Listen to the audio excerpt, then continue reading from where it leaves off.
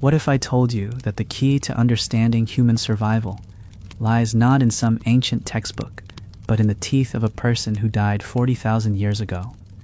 That buried in the plaque, hardened on those teeth, is a grocery list more diverse, more nutritious, and more ingenious than anything you'll find in a modern supermarket. You're about to discover something that will completely change how you think about food, survival, and what it actually means to eat like a human. Because when we talk about caveman food, we're not talking about some primitive grunting brute gnawing on a mammoth bone. We're talking about master botanists, skilled hunters, and ecological engineers who turned an entire planet into their pantry. This is the real story of what our ancestors ate to survive. Not the Hollywood version, not the paleo diet marketing fantasy, but the actual archaeological evidence pulled from caves, camps, and ancient cooking sites scattered across 6 continents.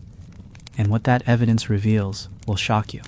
See, for the last century, we've been telling ourselves a story about caveman food that's almost entirely wrong. We picture fur-clad hunters dragging home giant slabs of meat, surviving on nothing but protein and maybe the occasional berry. But the truth buried in the dirt tells a completely different story. A story of incredible diversity, sophisticated food processing, and survival strategies, so brilliant they kept our species alive through ice ages, droughts, and volcanic winters that should have wiped us out completely. I'm about to walk you through the actual menu of human survival. The foods that carried us through 300,000 years of climate chaos. The plants that provided medicine and calories when the hunting failed. The insects that delivered more protein per gram than any animal. The underground storage organs that could feed a family for weeks. And the cooking techniques that unlocked nutrients our bodies couldn't access any other way. But here's what makes this so fascinating. This isn't just ancient history. This is the nutritional foundation your body still expects. Your digestive system, your metabolism, your immune system, they're all calibrated for this diet. They're still waiting for foods that most of us haven't eaten in generations.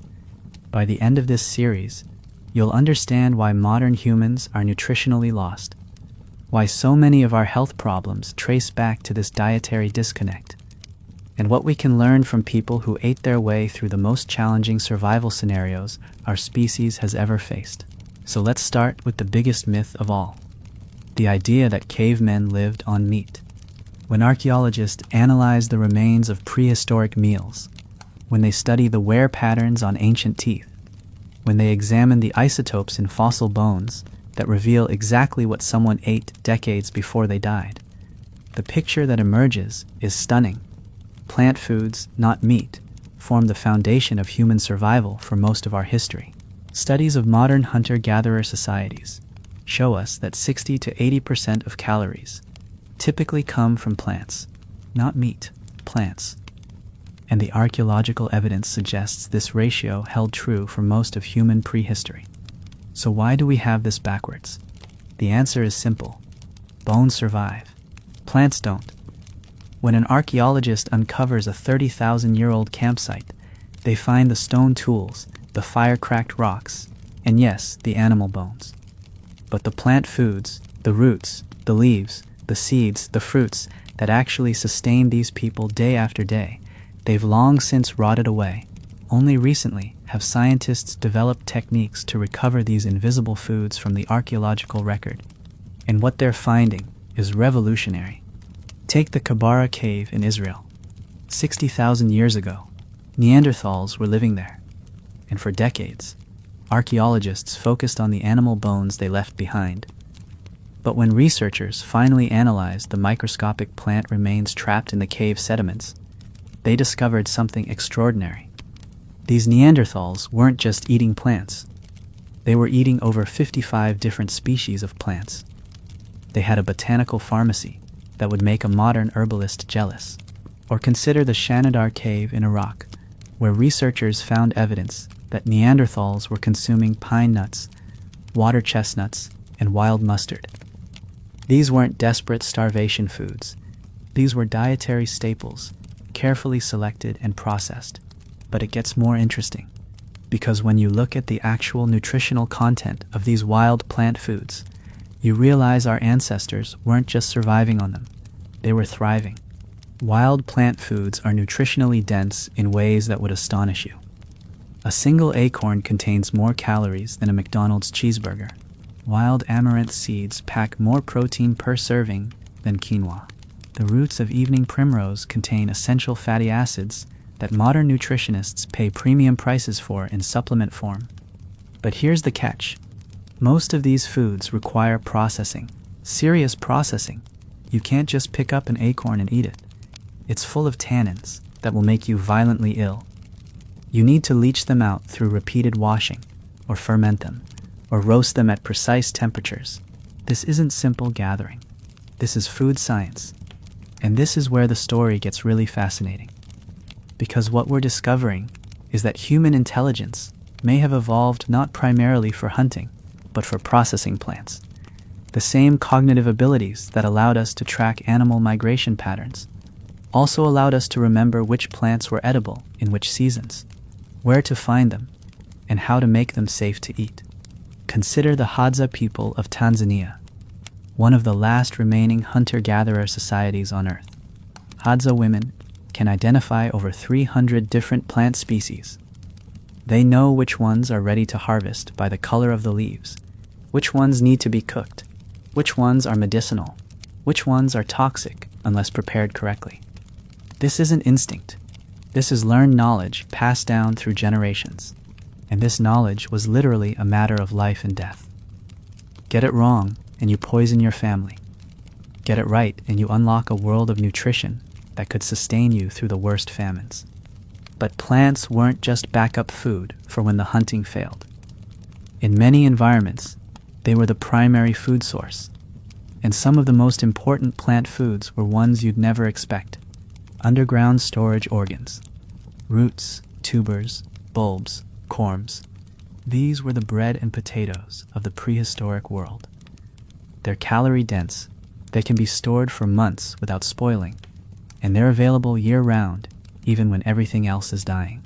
The Kung people of the Kalahari Desert get 60% of their calories from just one plant, the mungongo nut. One tree can produce enough nuts to feed a family for weeks. But here's what's remarkable. These nuts are so nutritious that the Kung people are among the best nourished populations on Earth. They have lower rates of heart disease, diabetes, and obesity than most industrialized societies. This wasn't unique to the Kalahari. All over the world, prehistoric peoples identified these nutritional powerhouses and built their survival strategies around them. In North America, it was acorns. In Australia, it was cycad nuts. In Europe, it was hazelnuts and beech nuts. These weren't snacks. These were the foundation of human nutrition. But processing these foods required technology. Not the kind of technology we think of today, but sophisticated techniques that took generations to perfect. The Aboriginal Australians developed a complex process for making cycad nuts edible. These nuts are naturally full of neurotoxins that will kill you if you eat them raw, but through careful grinding, leaching, and fermentation, they could be turned into a nutritious flour that would keep for months. This is where fire becomes crucial, not just for cooking meat, but for processing plant foods, roasting nuts to remove toxins, baking roots to break down complex starches, smoking seeds to preserve them for winter storage. Fire wasn't just a tool for warmth and protection, it was a food processor. And the evidence suggests our ancestors had been using fire for food processing for at least 400,000 years, maybe longer. Sites like Qusim Cave in Israel show clear evidence of controlled fire use for cooking plant foods. Hearths designed specifically for roasting nuts and seeds. Stone tools shaped for grinding and pounding plant materials. This is sophisticated food technology, and it's technology that our bodies came to depend on. Because here's the thing about many of these plant foods. They're not just more nutritious when cooked. They're only digestible when cooked.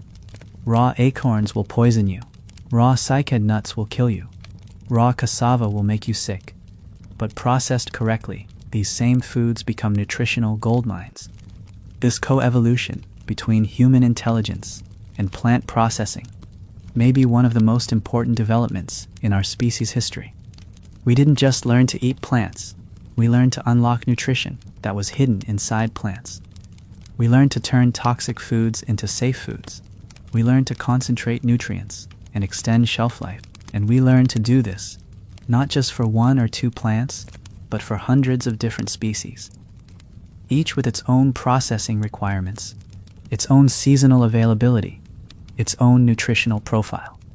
This wasn't simple gathering. This was ecological mastery. But the plant story is just the beginning, because while plants provided the foundation of human nutrition, our ancestors were also remarkably skilled at finding protein in places most of us would never think to look. They were eating insects, larvae, grubs, and other small creatures that provided more protein per gram than any large game animal. And they were doing this not as a last resort, but as a dietary staple, because in the next part of this series, we're going to explore the protein sources that kept our ancestors alive when the mammoth hunt failed, the tiny creatures that packed more nutrition than a steak, the seasonal abundance that could feed a whole tribe, and the preservation techniques that could store protein for months without refrigeration.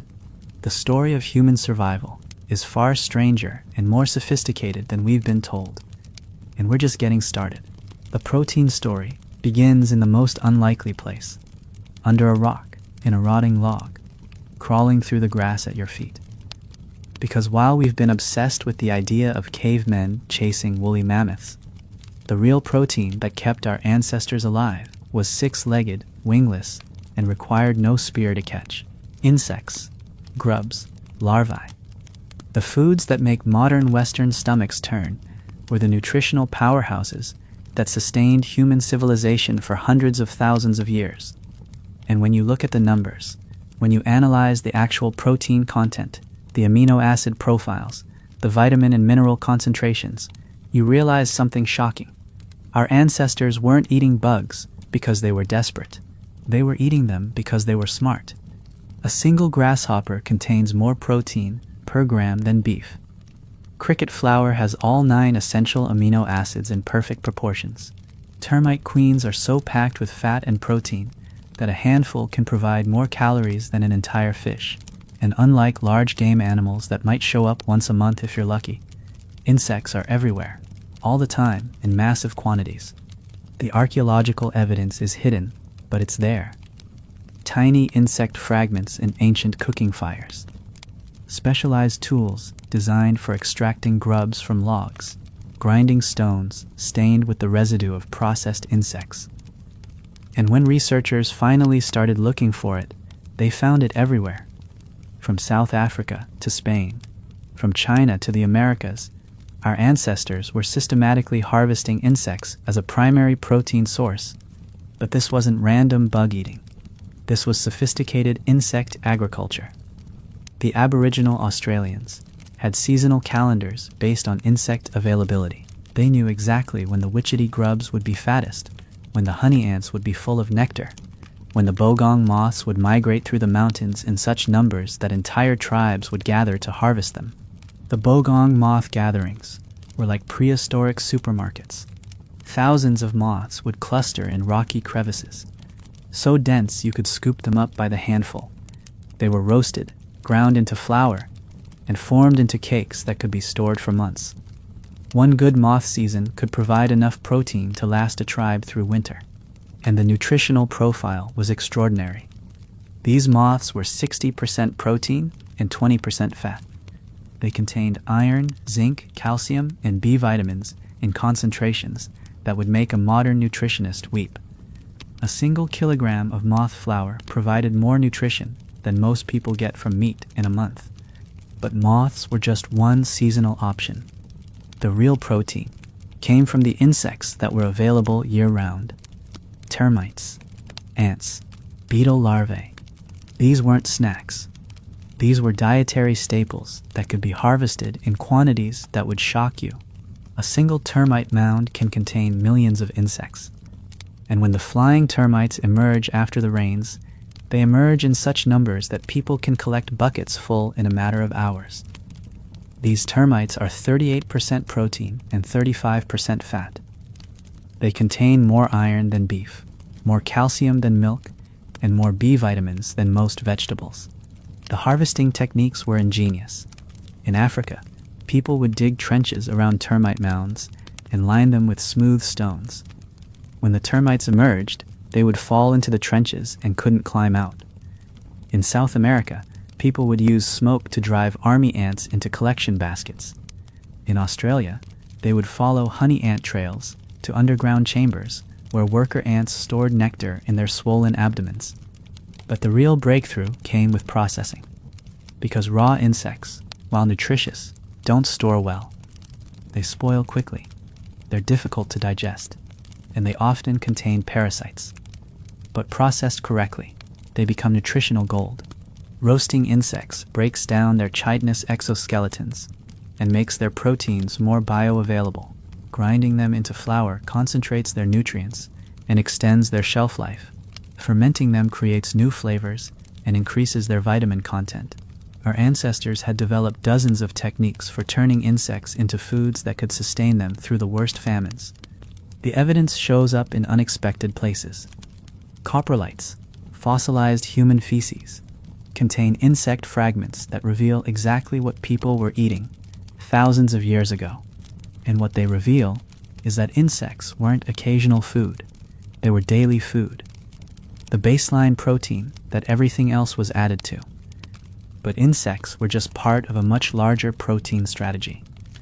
Because our ancestors had learned to find protein in places that most modern people would never think to look. They were eating bird eggs, not just chicken eggs, but the eggs of wild birds, collected from nests in cliffs and trees and wetlands. A single ostrich egg contains the equivalent of 24 chicken eggs.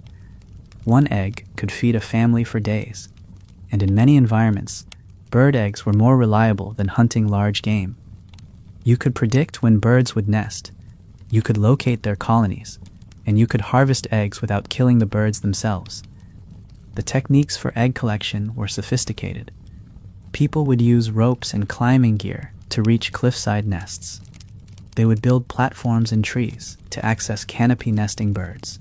They would wade through marshes to find waterfowl nests, and they would time their harvests to maximize yield without destroying the bird populations they depended on. But the real protein secret was in the water. Rivers, lakes, oceans, and wetlands were protein factories that our ancestors had learned to exploit with remarkable efficiency. They weren't just catching fish, they were harvesting shellfish, crustaceans, aquatic insects, and water plants in quantities that could feed entire communities. The shell middens that dot coastlines around the world tell the story. These are massive piles of discarded shells, some of them hundreds of meters long and several meters deep. They represent thousands of years of systematic shellfish harvesting, and when researchers analyze the nutritional content of these shells, they discover something remarkable. Shellfish were often more important than fish. Mussels, clams, oysters, and other bivalves are filter feeders that concentrate nutrients from the water. They're packed with protein, omega-3 fatty acids, zinc, iron, and B vitamins. They're available year-round in most coastal environments, and they can be harvested in massive quantities with minimal technology. The techniques were elegant. People would build stone fish traps that would capture fish during high tide and strand them during low tide. They would use woven baskets to scoop up shellfish from shallow waters. They would dive for abalone and sea urchins in deeper waters. They would follow seasonal runs of salmon, sardines, and other fish that would appear in predictable numbers at predictable times. But the real innovation was in preservation. Because unlike plant foods, which could often be stored for months without spoiling, animal proteins required immediate processing or they would rot. And here's where our ancestors developed techniques that would make a modern food scientist envious. Smoking, drying, fermentation, salt curing. These weren't just ways to preserve food. They were ways to concentrate nutrients and create new flavors. Smoked fish could last for months without refrigeration. Dried meat could be ground into pemmican that provided more calories per gram than any fresh food. Fermented fish sauce could add essential amino acids to otherwise plant-based meals. The evidence for these preservation techniques shows up in archaeological sites around the world. Smoking racks, drying platforms, stone-lined pits for fermentation. These weren't temporary expedients. These were permanent installations that communities returned to year after year. And the preserved foods weren't just backup rations. They were trade goods. Dried fish from coastal communities could be traded for inland plant foods. Smoked meat from hunting societies could be exchanged for coastal shellfish. This created trade networks that spanned continents and allowed communities to access nutrients that weren't available in their local environments. But perhaps the most important protein source was the one that required no hunting, no gathering, no processing. The protein that was literally growing inside the human body, because our ancestors had learned to use their own bodies as protein factories, through a process that would horrify most modern people. Blood. Not from animals, from humans.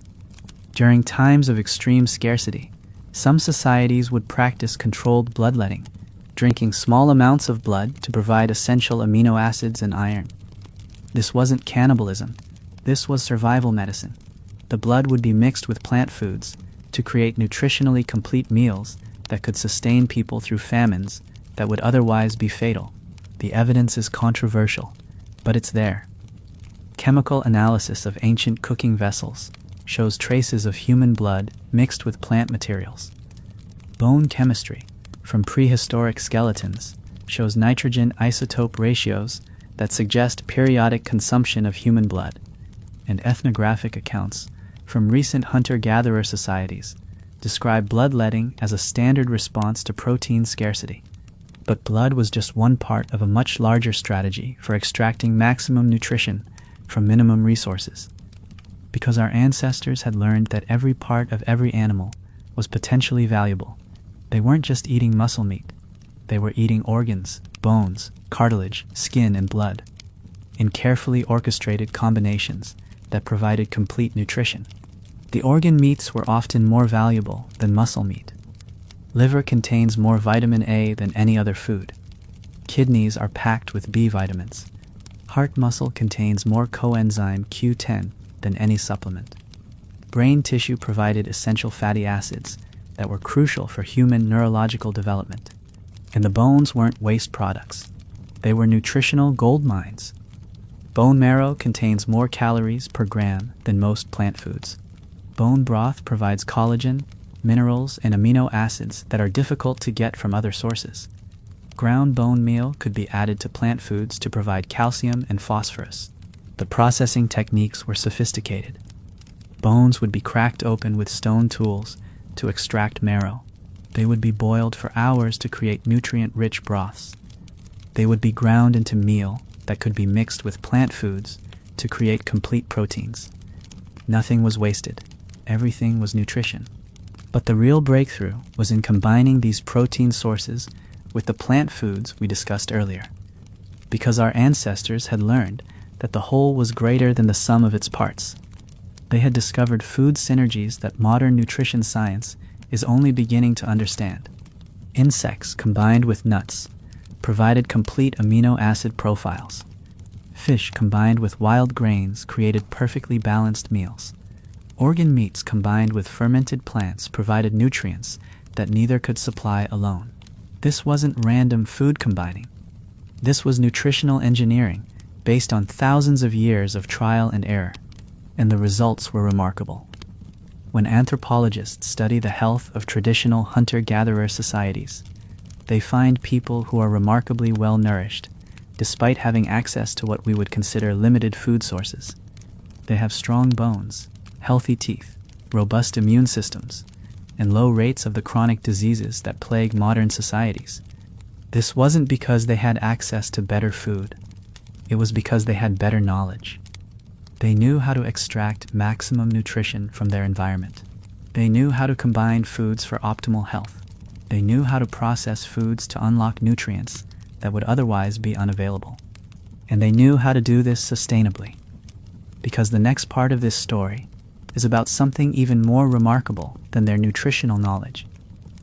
It's about their ecological knowledge, how they managed to feed themselves for hundreds of thousands of years without depleting the resources they depended on. The story of human survival isn't just about finding food.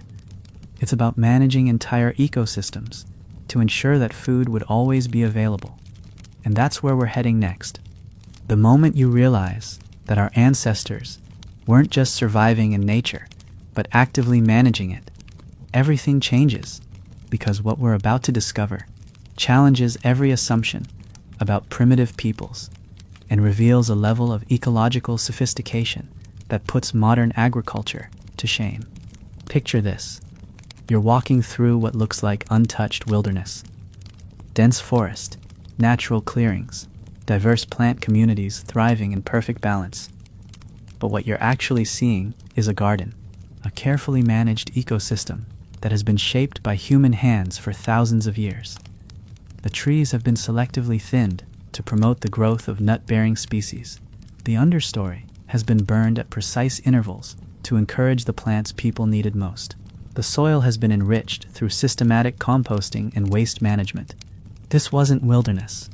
This was the world's first agricultural system, and it was invisible to European colonists who looked at these landscapes and saw only empty land waiting to be tamed. The Aboriginal Australians had been managing the entire continent for over 50,000 years through a system called fire stick farming. They would burn specific areas at specific times of year to promote the growth of the plants they needed, to create grazing areas for the animals they hunted, and to prevent the massive wildfires that would destroy everything. But this wasn't random burning. This was precision ecosystem management. They knew exactly which plants would regenerate after fire and which would be destroyed. They knew how to create a mosaic of different plant communities across the landscape. They knew how to time burns to maximize seed production, to concentrate animal populations, and to create the complex habitat diversity that sustained both human and non-human life. The evidence is written in the landscape itself. Pollen cores from lake sediments show the signature of human fire management, going back tens of thousands of years. Soil chemistry reveals the patterns of systematic burning. Archaeological sites show the tools and techniques used to manage these fire regimes across enormous territories, and the results were extraordinary.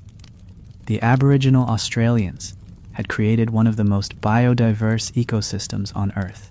They had maintained stable populations of hundreds of plant and animal species while supporting human communities for longer than any other civilization in history.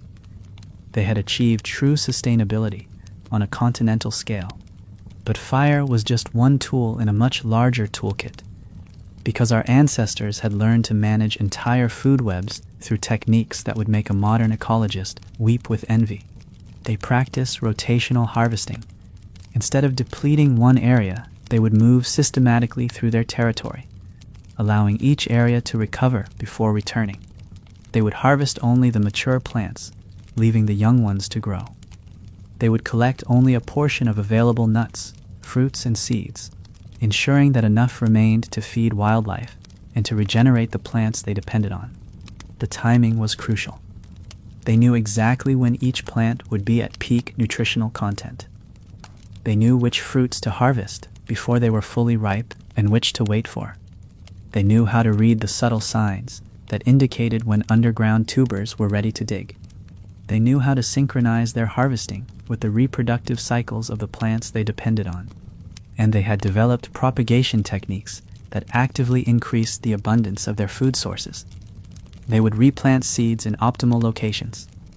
They would transplant young trees to areas where they would thrive. They would create artificial wetlands to encourage the growth of aquatic plants. They would build stone walls and terraces to prevent soil erosion and create microclimates for sensitive species. The evidence shows up in unexpected places. Genetic analysis of wild plant populations reveals the signature of human selection. plants that have been subtly modified through thousands of years of selective harvesting, fruits that are larger than they would be naturally, nuts with thinner shells, tubers with higher starch content. These weren't accidents. These were the results of systematic plant breeding that preceded formal agriculture by tens of thousands of years. But the real breakthrough was in understanding plant communities. Our ancestors had learned that plants don't exist in isolation. They exist in complex relationships with other plants, with animals, with soil microorganisms, with water cycles, with fire patterns. And they had learned to manage these relationships to create abundance. They knew that certain plants would thrive in the aftermath of fire. They knew that some trees would produce more nuts if they were pruned at the right time. They knew that certain combinations of plants would enrich the soil and increase overall productivity. They knew how to create edge habitats where different plant communities met and biodiversity was highest. This knowledge was encoded in their cultures in ways that ensured it would be passed down through generations. Songs that contained detailed information about plant phenology, stories that mapped the locations of important resources, rituals that synchronized human activities with natural cycles, taboos that prevented over-harvesting of critical species. The Menominee people of the Great Lakes region had a complex system of wild rice management that sustained them for thousands of years. They knew how to create optimal conditions for wild rice growth through controlled water levels, selective harvesting, and careful processing. They would harvest only in designated areas, using traditional techniques that didn't damage the plants. They would process the rice in ways that returned nutrients to the ecosystem. They would hold ceremonies that synchronized the harvest with the plant's reproductive cycle. The result was a sustainable food system that produced more calories per acre than most modern agriculture. The wild rice beds were so productive that they could support dense populations of humans without any decline in ecosystem health. And this system was maintained for thousands of years with no external inputs, no fossil fuels, no chemical fertilizers. But rice was just one example. All over the world, hunter-gatherer societies had developed similar systems for managing their food resources. The Paiute people of the American West had developed sophisticated techniques for managing piñon, pine forests. They would prune trees to increase nut production. They would clear undergrowth to reduce fire risk. They would collect nuts in ways that maximized regeneration. The result was that piñon forests under Paiute management were far more productive than unmanaged forests. They produced larger nuts, more reliable harvests, and greater overall biomass. The Paiute had essentially domesticated entire forest ecosystems without ever planting a single seed. This pattern repeated across cultures and continents. The Maasai of East Africa had developed grazing systems that maintained grassland health while supporting both cattle and wildlife. The Inuit of the Arctic had hunting protocols that maintained stable populations of seals, caribou, and other animals. The peoples of the Pacific Northwest had salmon management systems that sustained enormous fish runs for thousands of years. These weren't primitive peoples living at the mercy of nature. These were sophisticated ecological engineers who had learned to work with natural systems to create abundance. They had achieved what modern environmentalists can only dream of, true sustainability on a landscape scale. But the key insight is this: none of these systems were based on dominating nature. They were based on understanding nature so deeply that human activities could be seamlessly integrated into natural processes. Our ancestors had learned to become part of the ecosystem rather than separate from it. This required a completely different way of thinking about food and resources. Instead of seeing themselves as separate from nature, they saw themselves as part of nature. Instead of trying to control natural processes, they learned to work with them. Instead of maximizing short-term yields, they optimized for long-term sustainability. The implications are staggering, because what this means is that for most of human history, our species was not just surviving in nature, we were actively improving it. Human presence made ecosystems more diverse, more productive, more resilient. We were keystone species whose activities created conditions that benefited thousands of other species. This is the exact opposite of what we see in modern industrial societies. Today, human activities typically reduce biodiversity, deplete soil, pollute water, and destabilize climate. We have become a destructive force that natural systems struggle to accommodate. But our ancestors had learned to be a creative force. Their activities increased biodiversity, enriched soil, cleaned water, and stabilized climate. They had achieved true integration with the natural world, and this integration wasn't just ecological, it was nutritional, because the foods they were managing weren't just more abundant, they were more nutritious. Plants that grow in healthy, diverse ecosystems are more nutritious than plants that grow in simplified, degraded environments. Animals that live in natural habitats are more nutritious than animals raised in confinement. The nutrient density of wild foods was extraordinary. Wild salmon contained more omega-3 fatty acids than farmed salmon. Wild game contained more vitamins and minerals than domesticated animals. Wild plants contained more antioxidants, more phytonutrients, more of the compounds that our bodies need for optimal health. But accessing this nutrition required knowledge, deep, detailed, experiential knowledge that took lifetimes to acquire and generations to perfect. Our ancestors had to learn not just which foods were edible, but when they were optimal, how to harvest them sustainably, how to process them safely, and how to combine them for maximum nutritional benefit. This knowledge was their greatest survival tool, more important than any spear or fire or shelter, because in a world where the difference between food and poison could be a matter of timing, preparation, or dosage, knowledge was literally the difference between life and death, and this knowledge was constantly being tested, refined, and expanded. Every generation would add new discoveries, new techniques, new insights. The nutritional wisdom of our ancestors was the cumulative result of hundreds of thousands of years of careful observation and experimentation. But here's what makes this story both fascinating and tragic. Most of this knowledge has been lost. The Industrial Revolution, colonialism, and the shift to agriculture have severed our connection to the natural world and to the foods that sustained our species for most of our history. We've traded the nutritional wisdom of our ancestors for the convenience of modern food systems. We've exchanged biodiversity for efficiency, sustainability for productivity, health for shelf life, and the results are visible in every chronic disease epidemic, every environmental crisis, every nutritional deficiency that plagues modern societies. But the story isn't over, because buried in the archaeological record, preserved in the traditions of surviving indigenous cultures, encoded in our own genetic preferences and digestive capabilities, the wisdom of our ancestors is still accessible. We can still learn from the people who fed themselves for hundreds of thousands of years without depleting their environment or compromising their health. The question is whether we're willing to listen, whether we're ready to reconsider our relationship with food, with nature, with the ecological systems that sustain all life on Earth. Because in the final part of this series, we're going to explore what happens when this ancient nutritional wisdom collides with modern life. What we can learn from our ancestors about eating for health, for sustainability, for survival in an uncertain world. The foods that kept our species alive through ice ages and droughts and volcanic winters are still available. The knowledge that allowed our ancestors to thrive in the harshest environments on Earth is still recoverable.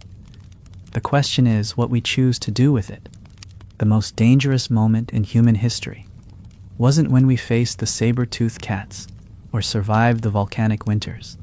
It was when we stopped eating like humans and started eating like machines. Because what I'm about to show you will fundamentally change how you think about every meal you've eaten in your entire life. We're about to dive into the collision between ancient nutritional wisdom and modern dietary chaos. And what you'll discover is that your body is still waiting for foods that haven't appeared on your plate in generations. Your digestive system is still calibrated for nutrients that modern agriculture has systematically removed from our food supply. Your metabolism is still expecting the seasonal rhythms, the nutrient diversity, the food combinations that kept our ancestors healthy for 300,000 years.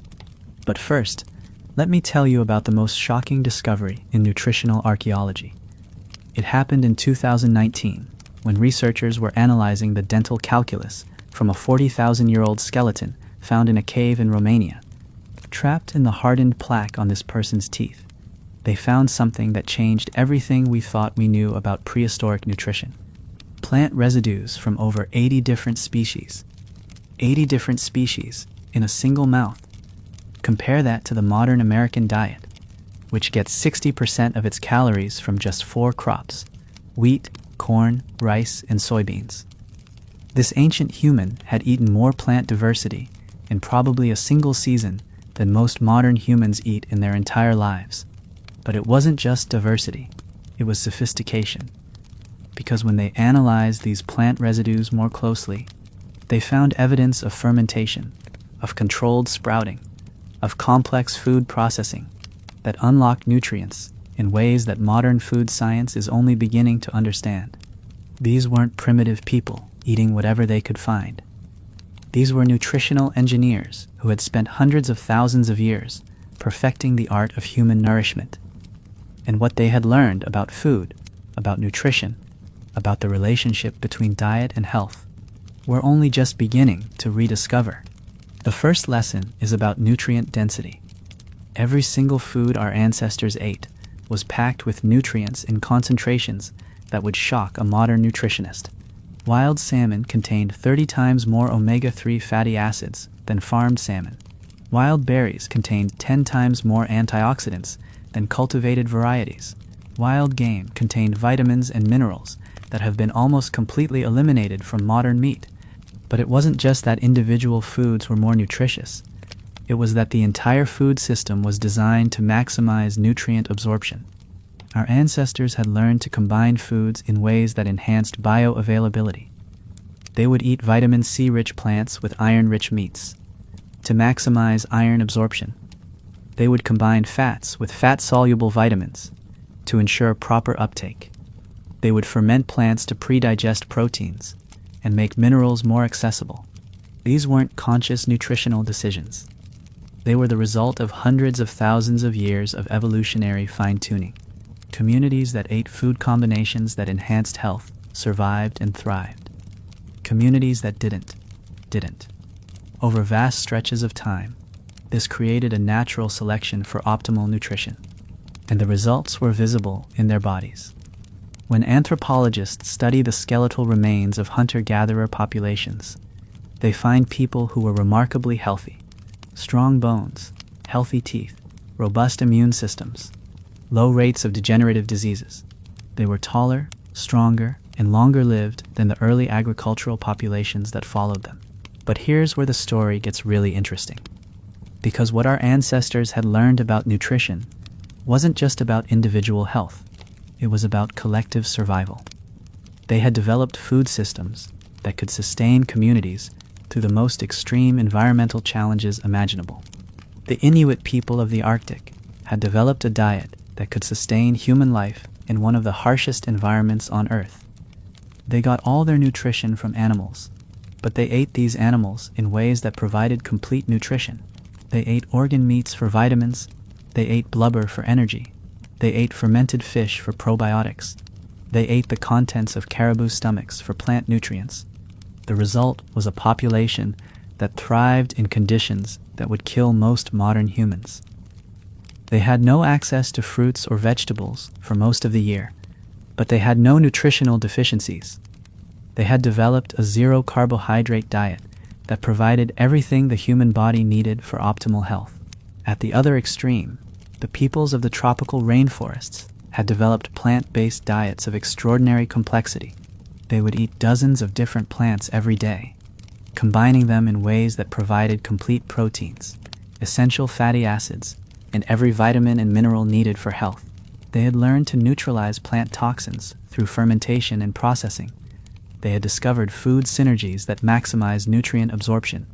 The point is that there was no single ancestral diet. There were thousands of different dietary strategies, each perfectly adapted to local environments and resources. but they all shared certain characteristics. They were all nutrient-dense. They were all bioavailable. They were all sustainable. And they all supported robust human health. Fast forward to today, and we've lost almost all of this nutritional wisdom. The industrial food system has prioritized shelf life over nutrient density, convenience over bioavailability, profit over health.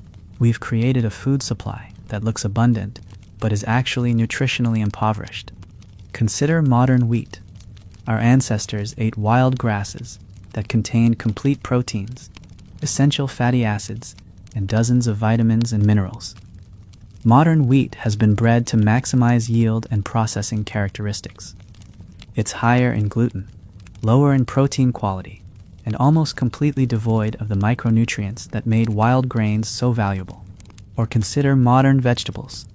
The tomatoes in your supermarket contain 30% less vitamin C than tomatoes from 50 years ago. Modern broccoli contains 50% less calcium than it did in the 90s. But the real problem isn't just that our foods are less nutritious. It's that we've lost the knowledge of how to eat them. We've forgotten about food combinations, about seasonal eating, about the importance of food preparation and processing. We eat isolated nutrients instead of whole foods. We eat the same foods year-round instead of following natural cycles. We eat foods that have been stripped of their natural context and then wonder why our bodies don't respond the way they should. The consequences are visible everywhere. Chronic diseases that were virtually unknown in hunter-gatherer populations are now epidemic. Obesity, diabetes, heart disease, autoimmune disorders, mental health problems. These aren't genetic diseases. They're dietary diseases. They're the result of feeding bodies that evolved for one type of food system with a completely different type of food system. But here's the hopeful part of this story. Because the wisdom of our ancestors isn't lost, it's recoverable. And when people start eating more like humans and less like machines, the results are often dramatic and immediate. Consider the work of Dr. Terry Walls, who reversed her multiple sclerosis by adopting a diet based on ancestral nutritional principles. She focused on nutrient density, food diversity, and optimal food combinations. She ate organ meats for vitamins. She ate fermented foods for gut health. She ate a huge variety of plant foods for phytonutrients. Within months, she went from being wheelchair-bound to being able to bike and hike again. Or consider the populations that have maintained traditional diets into the modern era. The Okinawans, who follow a diet similar to their ancestors, have some of the longest lifespans and lowest rates of chronic disease in the world. The Hunza people of Pakistan, who eat a traditional diet of whole foods, live remarkably healthy lives well into their hundreds. These aren't genetic anomalies. These are examples of what happens when you feed the human body the way it was designed to be fed. When you provide the nutrient density, the food diversity, the optimal combinations that our ancestors developed over hundreds of thousands of years. But you don't have to move to a remote village to access this wisdom. You can start applying ancestral nutritional principles right where you are. You can prioritize nutrient density over calorie counting.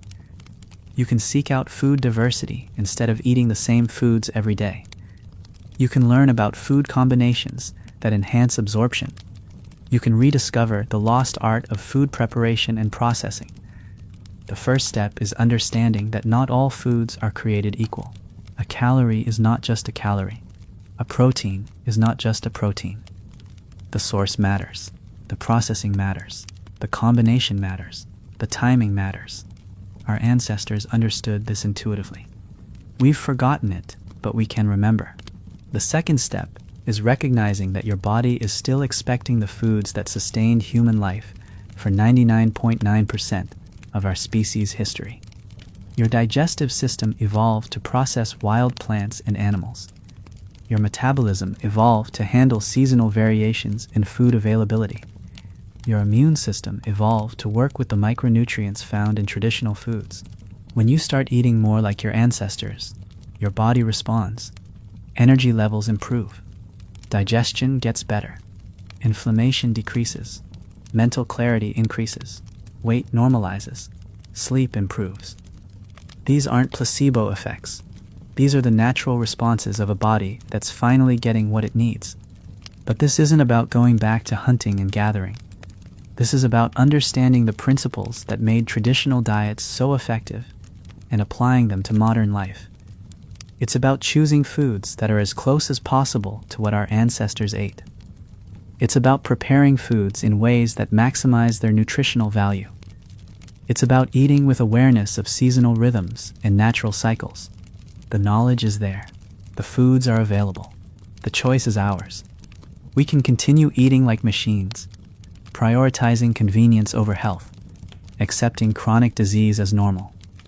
Or we can start eating like humans again, reconnecting with the nutritional wisdom that kept our species healthy for hundreds of thousands of years. The path forward isn't about perfection. It's about progress. It's about making choices that move us closer to the dietary patterns that sustained human health for most of our history. It's about remembering that we are not separate from nature, but part of it. And that includes the foods we eat. In the next and final part of this series, we're going to get practical. We're going to explore exactly how you can start eating more like your ancestors. Even in the modern world, we're going to talk about which foods to prioritize, which to avoid, and how to prepare them in ways that maximize their nutritional value. We're going to bridge the gap between ancient wisdom and modern life, because the story of what cavemen ate isn't just ancient history. It's the blueprint for human health. And it's time we started paying attention. Your body remembers what your mind has forgotten. Right now, as you sit there listening to this, your digestive system is sending signals for nutrients that haven't appeared on your plate in decades. Your metabolism is cycling through rhythms designed for foods that follow seasons, not shipping schedules. Your immune system is calibrated for the micronutrients found in soil, not supplements. This isn't nostalgia. This is biology. And understanding this changes everything about how you approach your next meal. The final lesson from our ancestors isn't about what they ate. It's about how they ate. Because the real secret to their nutritional success wasn't just food diversity or nutrient density. It was food wisdom.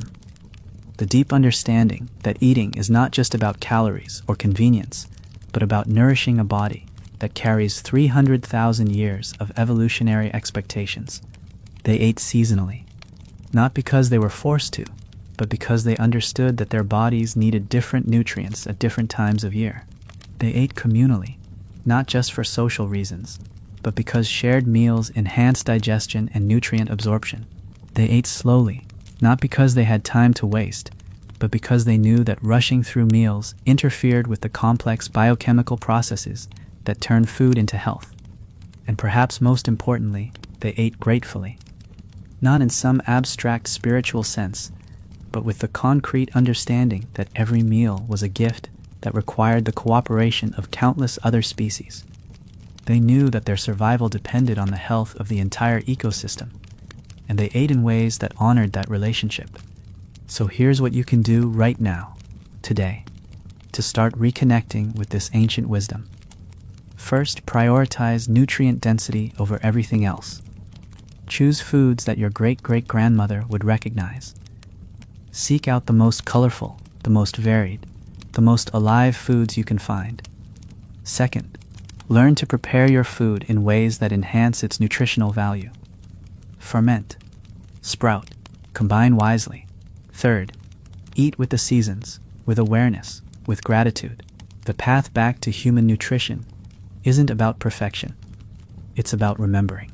Remembering that we are not separate from the natural world, but part of it. Remembering that our bodies are not machines to be fueled, but ecosystems to be nourished. Remembering that every meal is an opportunity to connect with the wisdom that kept our species alive through ice ages and droughts and volcanic winters. The foods that sustained our ancestors for hundreds of thousands of years are still available. The knowledge they developed about nutrition and health is still recoverable. The choice of how to use that knowledge is still ours. Your body is waiting. It's been waiting for generations. The question is, are you ready to remember how to feed it like a human?